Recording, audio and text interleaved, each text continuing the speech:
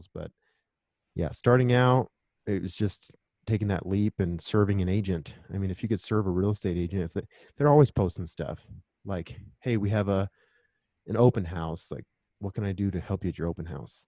Or, hey, we're having this event, like show up and say, hey, how can I help? And if you're serving, if you have like a servant mindset and you're not expecting anything in return, then they're probably going to use you for at least one inspection and kind of get you in the door. So refreshing to hear that. I want to like underscore that, the servant mentality. And a lot of people, not just inspectors, entrepreneurs, we got to take the ego out of it, right? Because you got to take the ego out to say, hey, how can I help you? I'm going to give you value first. And that's like a consistent theme I've heard with lots of high growth companies, lots of high performing inspectors, is they take the ego out and say, hey, how can I help? Yeah. Like, And that's a rich dad, poor dad concept. He says, if I can serve more people by having an apartment complex with 30 doors, then I make more money because you're serving more people versus having one house. mm-hmm. Same thing. MJ DeMarco says it's the law of, he doesn't really like the law of attraction because he's like, you can't just sit there and think good thoughts and things are going to happen Right. for you. So he has something called the law of affection. The more people you affect, the more money you make. So we kind of have to, we need money, but don't think about money. It's kind of hard to do that, but think about how can I serve somebody or how can I help them? And then the law of affection and the law of reciprocity say that those things are going to come back to you. Yeah.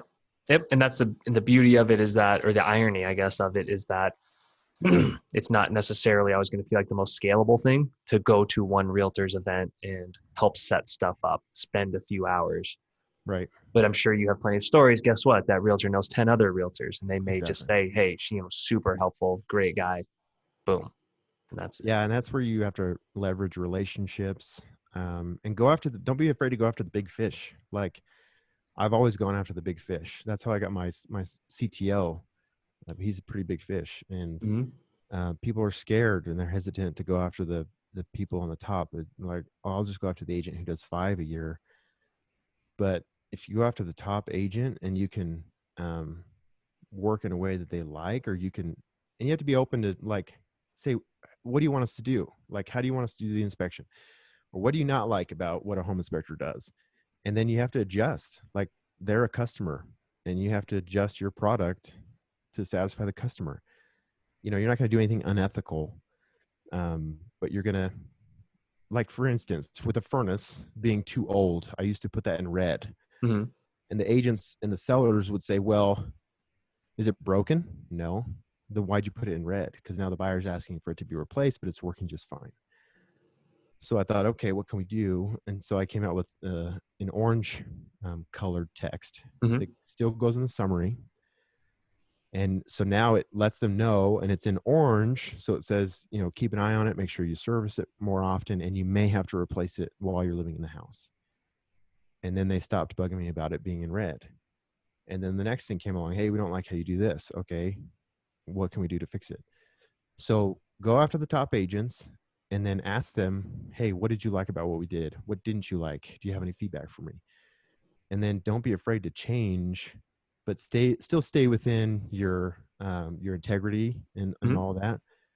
But you can't just say, this is how my report is, that's how I do it, deal with it, because you're not going to succeed and grow if you do that. Amazing advice. And I think I'm not stepping out of line saying, yeah, home inspectors can be hard-headed sometimes and stubborn and stuck in their ways. And so I just love the curious mindset, though, of asking questions. I think anytime you're asking questions, you're learning. And that's not surprising given your history and everything you've done. Right. So great advice. Hi everyone, this is Louis from Spectora. I'm going to put 3 links down in the description below.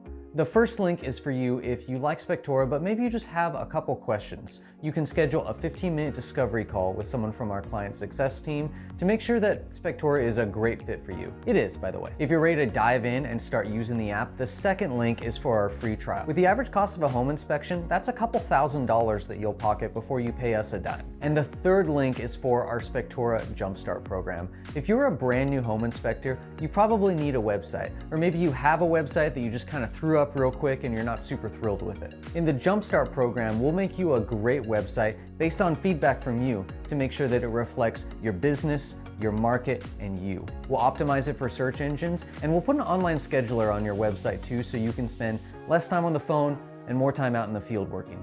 We'll also bundle it with a full year of the Spectora app, and we'll do it at a great price too. Hey, thanks for watching this video. I hope you check out other videos on this channel, and take care.